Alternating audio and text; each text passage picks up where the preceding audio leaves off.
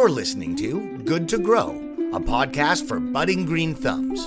We'll dig into the fun, frustration, and science of growing your own food and flowers in Alberta. Hi, I'm your host, Sandra Spironis. On this episode of Good to Grow, we welcome Canadian icon Jann Arden. She's a gifted singer-songwriter, a wickedly funny storyteller, and the star of her own TV show. But did you know she's also an avid gardener? If you follow Jann on Facebook, you'll sometimes find her live streaming from her home and garden near Calgary, taking fans on a virtual tour as she checks in on her vegetables with her dog, Middy. I talked to Jann at the end of April. Here's an excerpt from our Zoom call.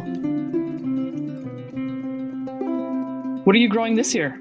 I've got a few things started already. I've got little, the little 2-inch little soil pods in my basement on a desk, and I've got kohlrabi, which is, for all you folks out there, I believe it's like K-H-O-L-A-B-A-R-I,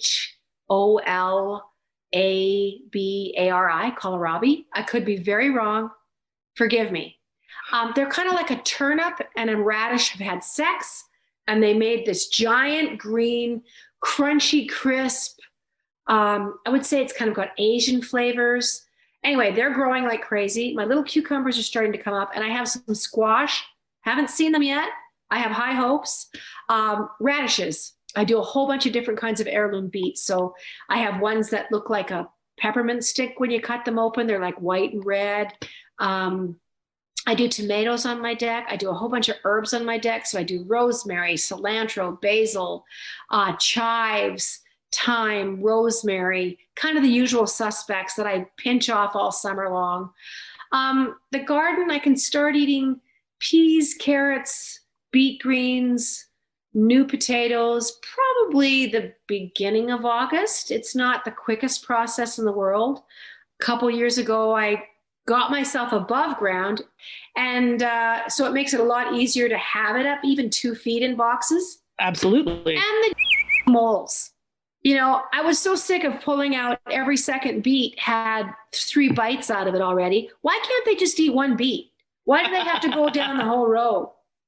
They're greedy. Zucchini, I love having that. Yellow squash is always so great to have.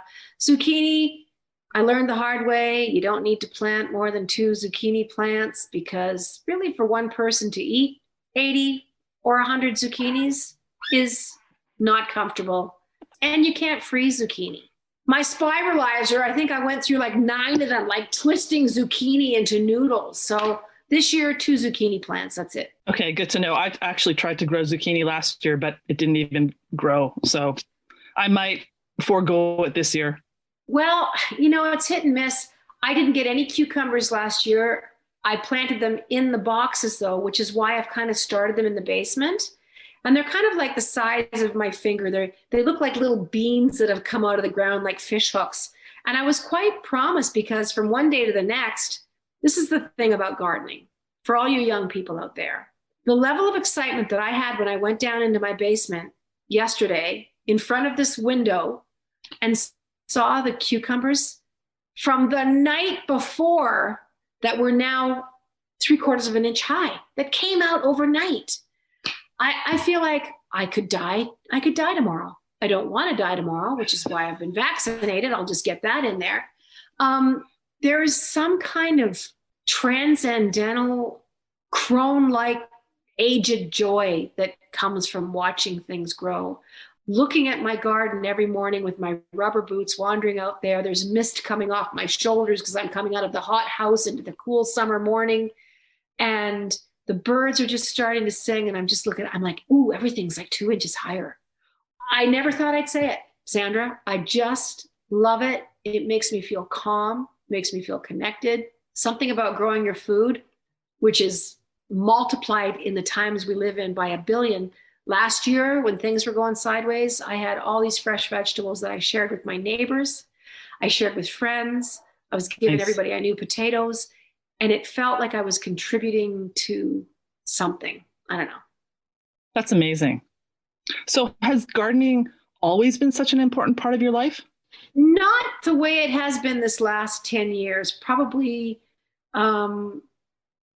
My mom and dad always had a garden, always, always, always. And I really begrudged being forced to go weeding. We didn't have garden boxes back in the day. I don't think my parents would have paid money for lumber and extra loan to fill them up. They literally were out there with a hoe, breaking up kind of crappy clay-ridden ground and plunking things in, crossing their fingers. But we just were so, I don't know, put off by having to go out and work in that garden and do things. But my mom and dad always had one. And man, did we ever appreciate the peas. I remember being, 10, 11, 12, 13 years old and going down that row of peas and picking them and having my dad so mad if you picked them when they weren't ready yet.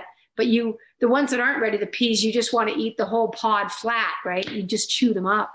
Exactly. But having new potatoes, with salt and pepper and butter or olive oil, beet greens, I never thought I'd like those when I was 15 years old, but I loved beet greens. And I still to this day, I plant extra beets because obviously you pull them up when they're quite young. And there's just something really zen about it.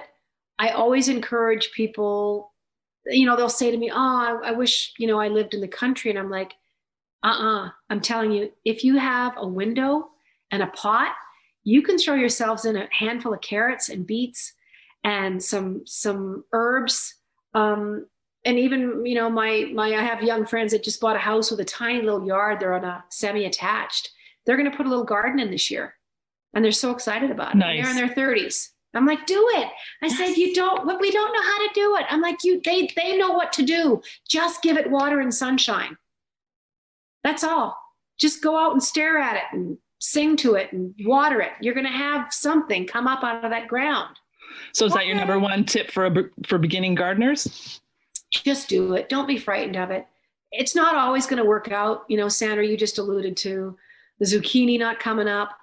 I've had many failures where I really have lamented, I had the whole bag of seeds and they were doing so good. And in this country, end of May, it's not unheard of to get frost, not unheard of to get snow in June.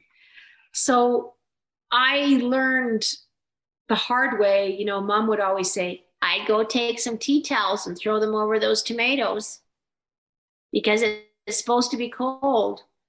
And my mom's no longer here, but she's still informing my decisions. I will hear her go, it's supposed to be really cold. I'd go put a tea towel on those cucumbers. And so I do. I've got my armfuls of, cotton, thin, old, crappy tea towels, and I'm laying them over everything.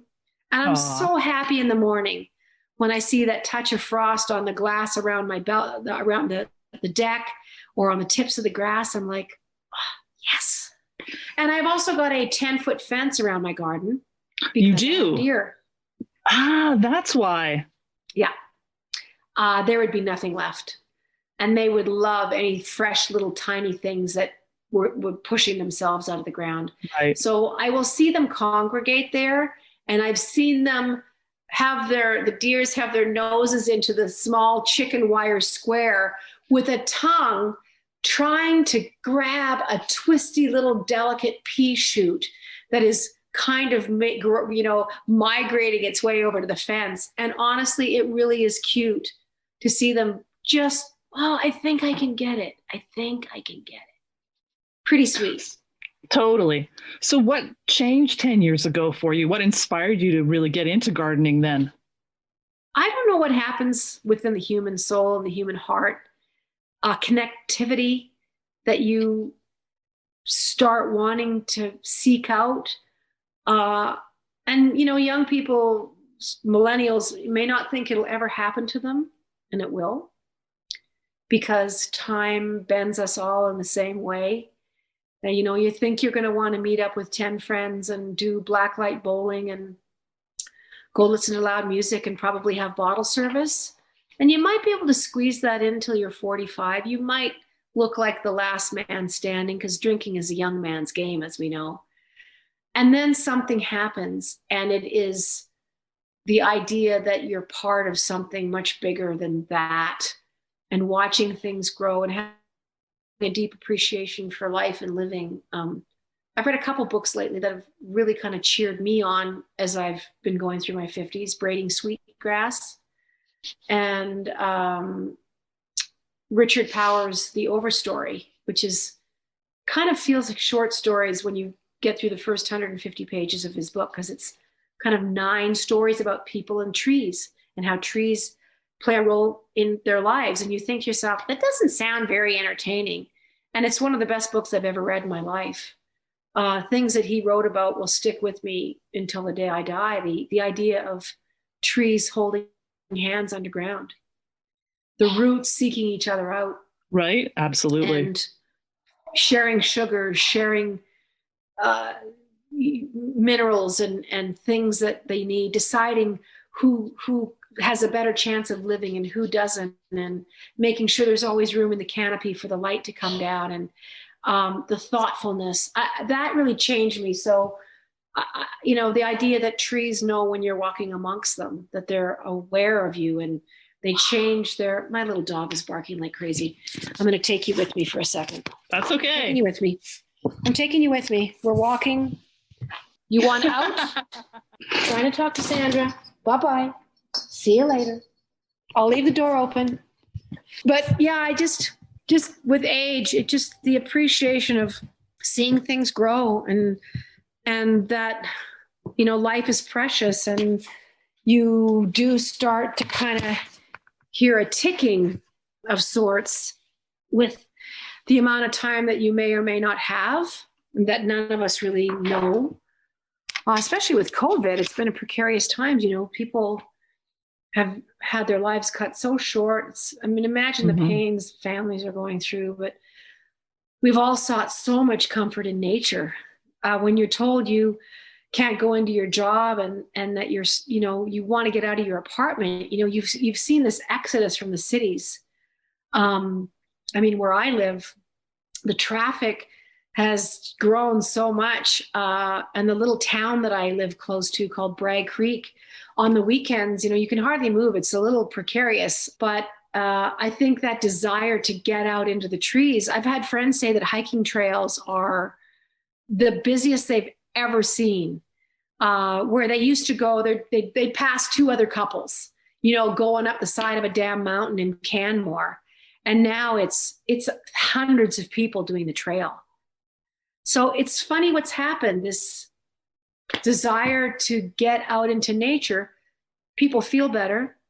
They get that puff of fresh air. They get out of that urban setting.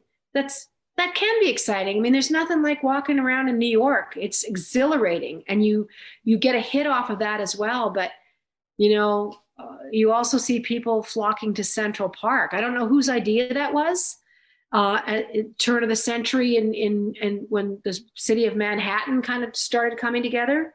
But man, what a lifelong legacy that park has been for people. I think that enables them to be in a 400 square foot apartment because they know they can go down the stairs, down the elevator, they can walk 5 blocks and be in Central Park. So that balance that we know we have to strike with green space, and I know I'm rambling about my answer, but the importance of, like Zaya Tong said to me the other day, she's a brilliant scientific journalist. She's an author. She's done, so much television, but she said something the other day, having a conversation with me, that why is the wilderness been so separate from human life? Like, why do we think here's where people are and there's where the wilderness is? And that there's such this disconnect, which is not it at all. We are part of an animal kingdom. And I think that whole thing that, we've been reminded of this last year is find the good people. And I think that's what I have tried to do when I curate my social media, or when I follow people, when I follow different sanctuaries or different news outlets. I'm like, how can I curate something that's factual, that looks like the world that I want to live in, that is giving me a glimpse into what's really going on out there without being upset all the time? Because you can stream through and you can see deforestation happening, faster than ever to try and give bigger mammals that we're eating places to graze grass. So it's always seems like we're not doing ourselves any favors by how we're we're making our food and providing human beings with nutrition. I mean, it always seems very suspect to me that you can feed hundreds of billions of large land animals, but you can't feed 8 billion human beings on a regular basis. There's so much food insecurity. Anyway, we're going to get there. And I do see good, positive things every day of people stepping into the science of how can I help my world? How can I make a difference? How can I help be an advocate for animals, for plants, for the earth on the whole? Because it is that fine balance, and we all have to figure out how to be on this thing together. And I do think gardening, you're getting back to something as simple as a balcony little herb garden will do you so much good. And I'll tell you what, it's pretty exciting when you plunk a few flowers in the ground and you see a big fat old bee coming and paying your balcony a visit. And you're like, you're not even supposed to be flying. Your big old fat body and your little tiny wings. Science tells me you're not even supposed to be lifting off the ground. And yet there they are, collecting something and pollinating things and saving us all. So who's the real fool, right? We're being saved every day by the plants around us. I mean, when you think about an entire planet being inoculated, being vaccinated, all of the science all comes from plants. It comes from what plants provide us with. Yes, there's a lot of sciencing that goes into extracting them, to combining them with different elements and all those things. But, it's plants. Look around you. They're saving us. They're allowing us to breathe.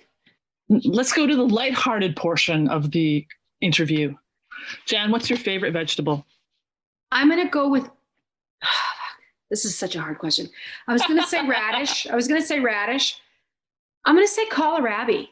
Okay. It's getting more and more easy to find, but it is a crispy cabbage meets radish kind of a vibe.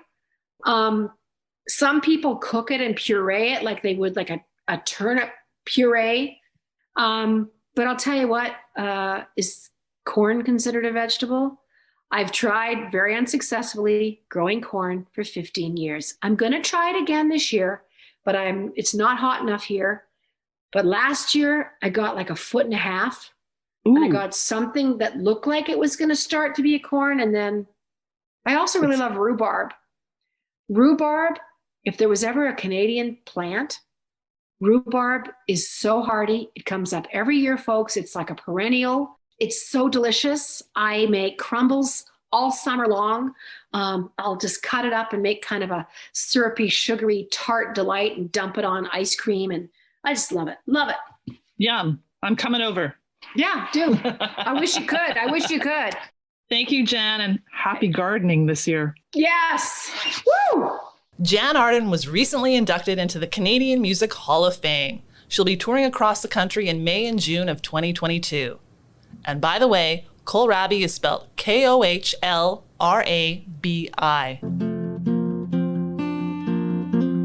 Growing your own food or flowers? Drop us a line at goodtogrow@ama.ab.ca. We might feature you in a segment we call The Plot Thickens. For this segment, we want to hear about your garden. We want to know what you're growing, what gardening means to you, or any questions you might have about growing food and flowers in Alberta. In this installment of The Plot Thickens, we meet a gardener with a food forest. Hi, I'm David Kahane. I live in Riverdale, which is a neighborhood of Edmonton, right on the north side of the river valley. I have a lot of annual vegetable beds. Recently I've been doing flowers, but it was initially totally focused on food production. So it started with just carrots and tomatoes and all the things that taste so much better out of your own garden.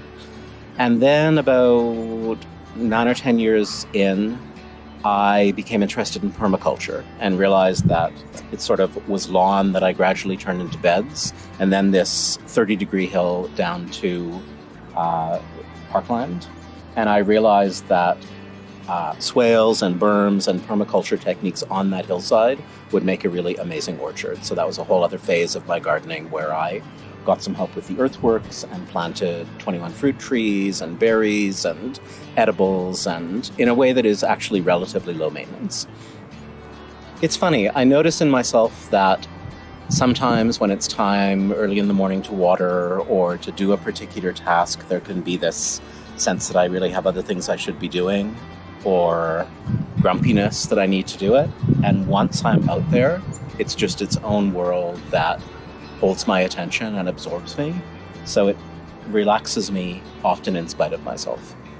So I'm an academic, and a lot of my research and kind of activist, semi-activist life has been around climate change. So on the one hand, I can have some pretty bleak visions of where we're heading as a society in terms of supply chains and the availability of food. So it feels smart as an individual and as a member of a community to actually build food producing capacity very locally. And the food tastes so much better. Thanks, David. Share your gardening adventures or questions with us, and you might be featured in an upcoming installment of The Plot Thickens. Send an email or voice recording to goodtogrow@ama.ab.ca. Thanks for listening to AMA's Good to Grow podcast. I'm Sandra Spironis. Happy gardening!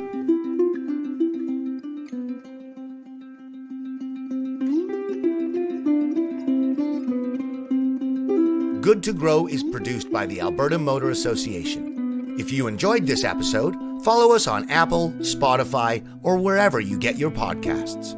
For even more gardening tips and tales, join our Facebook community, AMA Good to Grow.